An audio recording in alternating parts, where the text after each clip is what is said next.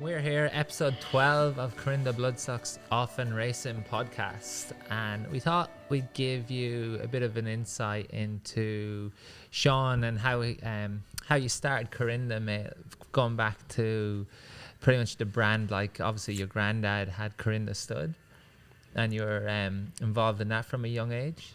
Yep. I don't know what this podcast is going to be about, do I? No, I put it together this morning. I'm sitting in McDonald's, to be honest, waiting for Sean to come and pick me up. So Yeah, well, basically, I won't go into like extreme detail, but long and short of it is,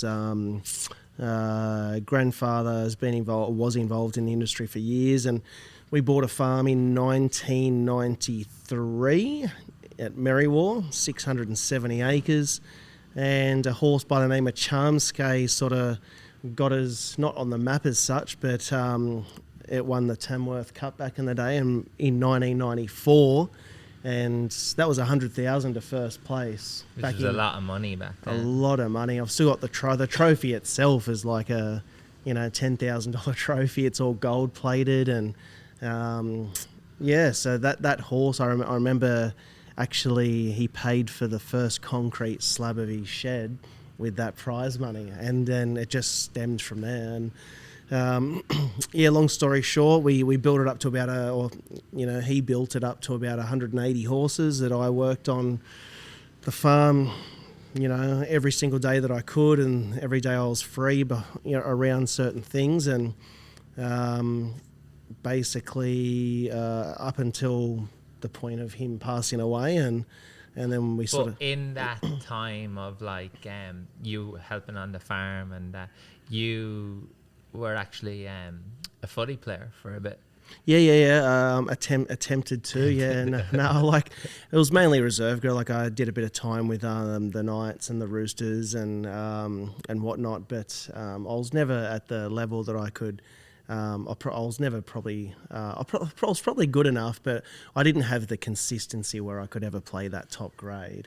But I knew that, so I just sort of rode the wave for quite a few years that I could. Because would have been a fun time. It was good, yeah. It was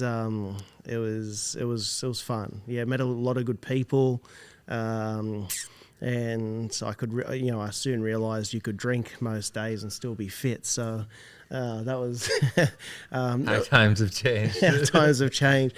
No, look, it was a good time of your life, but at the end of the day, I knew it wasn't going to be sustainable, and I knew I wasn't at that grade. So it was time to move on and take life seriously.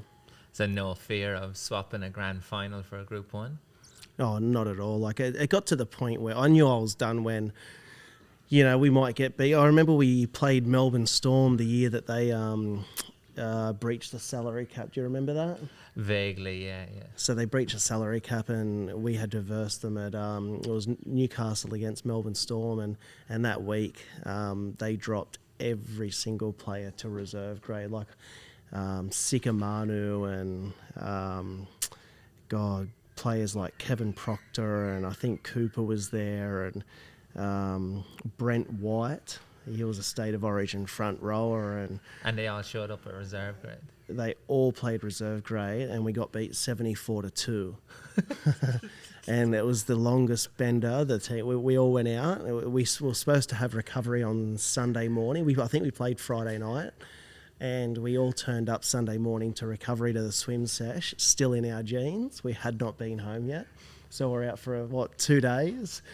And let's just say no urine samples were taken that morning, because they wouldn't have had a team the following week.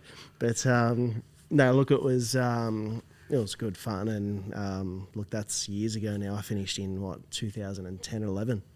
Yeah, and then you had a couple of nutrition shops for a while. How do you think that's helped you with the horses, with the horse nutrition and everything? 'Cause you're very big into that. Yeah, yes and no. Like I think gut health it has, because I've just basically taken the gut health, the way it's connected to the brain.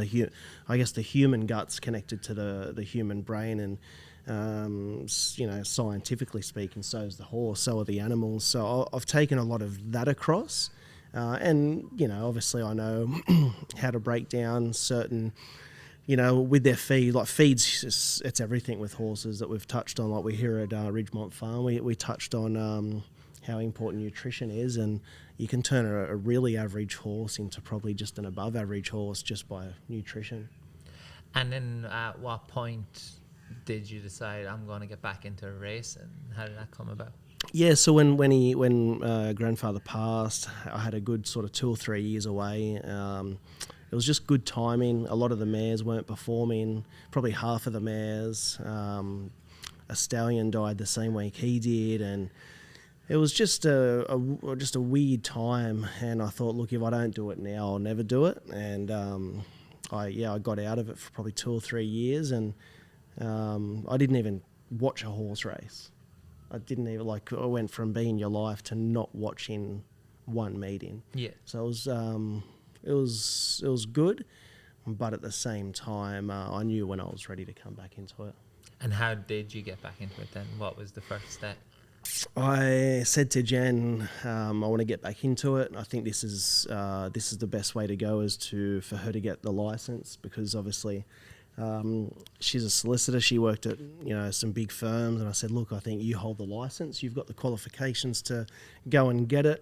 And to be fair, it frees me up and the business up if I can just focus on the sales. When you came to her with the idea, what did she think? She's always very receptive. she said, yeah, I think it's great. Let's do it. And she said, where do you think it can go to? I said, I think we can get up to 60, 70 horses if we buy our own little farm. So pretty much everything's gone to plan. Yeah. I went to a scone sale where scone sales used to be. By the train track. Yeah. By the train track, and you're looking at them on a 45-degree angle, and you're like, I hope those legs are straight, because they probably helped a lot of the horses there, to be fair. They would have, because God, there was some shit there. It was terrible. So it's come a long way, and I bought a horse called 1 Pound for I think $6,000, and put some mates into it that wanted to come in, and she won 4 or 5 from 15, and to be fair, her career was cut short due to an injury. So and it snowballed from there. Yeah. We've actually gotten a stern filly out of 1 Pound at the minute. So yeah, it's funny how it's grown in time. And what was what were the challenges in setting up a syndication company, did you find? Or even the everyday challenges? Yeah, where do you start? Oh, the day, everyone says you have long days, but you genuinely have long days. It starts early morning, you get home and probably spend an hour with the kids, and then I got to hit the gym, and I still have to go to the gym every single night, most nights, and then I'm back in the office again until 10, 11 o'clock at night and do it again. So it's about I think it's about managing your time around the people that work with you, and just don't rush it. I think the biggest thing in this game is patience. Yeah. And you can be so easily impatient. Trust me, you can be so impatient. But if you have patience, I think you will get rewarded. If that answered your question. Yeah, no, it did. So we always find there's always a fire to put out somewhere, whether it's a horse might have not ran up to expectation, or different things, like different hurdles to jump through. But as you said, if you work with a good team around you and everything, and everyone pulls in the same direction and have patience, we'll all get to where we want to be in time. And just trust your systems. I adopted our systems that we had, and if it's not broken, don't fix it. It's pretty simple, and you've got to go with the times. Things change, but just keep it simple. Whether you've got the fastest horse in your stable or the slowest horse, I think it's important to treat them the same. The day you treat them differently is the day that they'll probably injure themselves. So, I've had some of our best horses with some of our slowest, like paddock together, and it just shows you that you can't wrap them up. You've got to treat them just as a horse and just let them be a horse, don't you? And you mentioned Jen earlier. Obviously Jen's your partner, your wife, but it's a family-run business, Kurrinda. Do you have many arguments and stuff over things, or? No, not really. Like, not in regards to. Well, I think we know our place. Where you're strongest with, and Yeah, and she'll let me know that if I'm overstepping in going into we have a her. lot of true phone calls.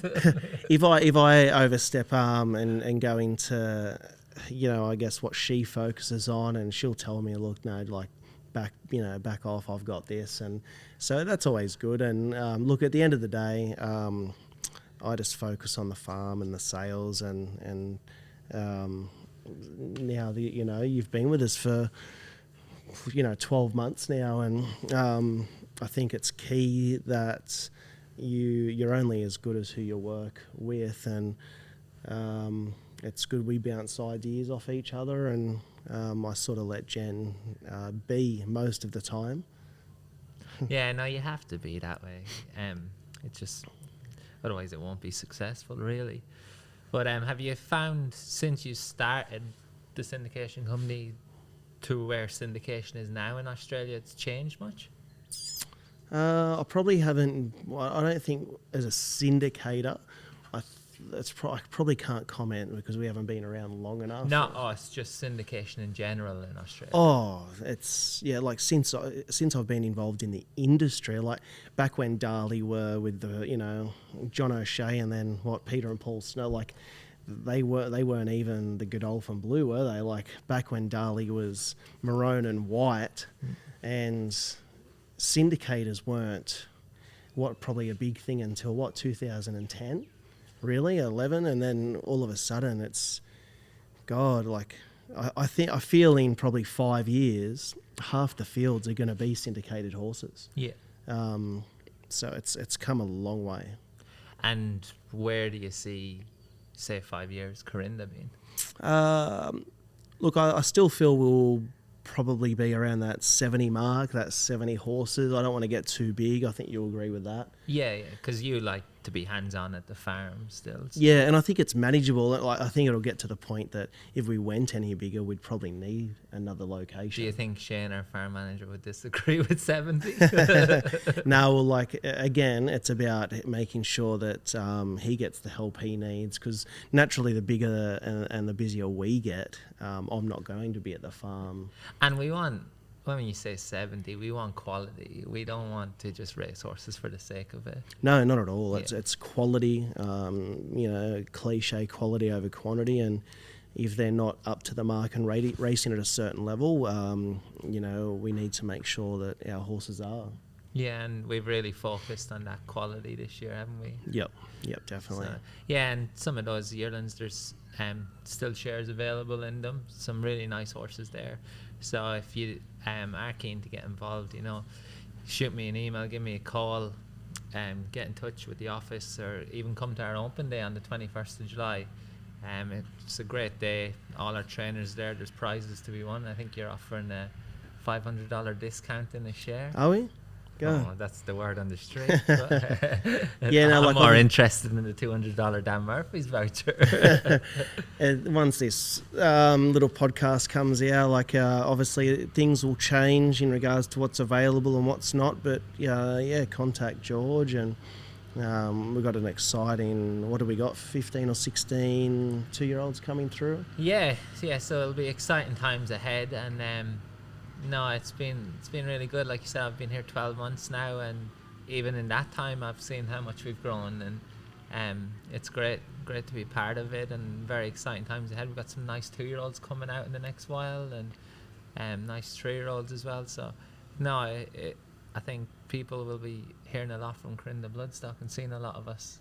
Just needed a little bit of luck, and who is on our next podcast, by the way? Next podcast is Peter O'Brien from Sedgeno Stud. So yeah, Sedgeno, probably arguably one of the best nurseries in Australia. Yeah, without doubt, and we've purchased quite a few horses from them. Yeah, I think 4 in the last few years. So we'll talk about them, and talk about the running of the farm and what it takes to be successful at that level, and they just had another $3 million yearling. So Doing it tough. yeah. So no, that would be good. Definitely tune in for that. Sounds good.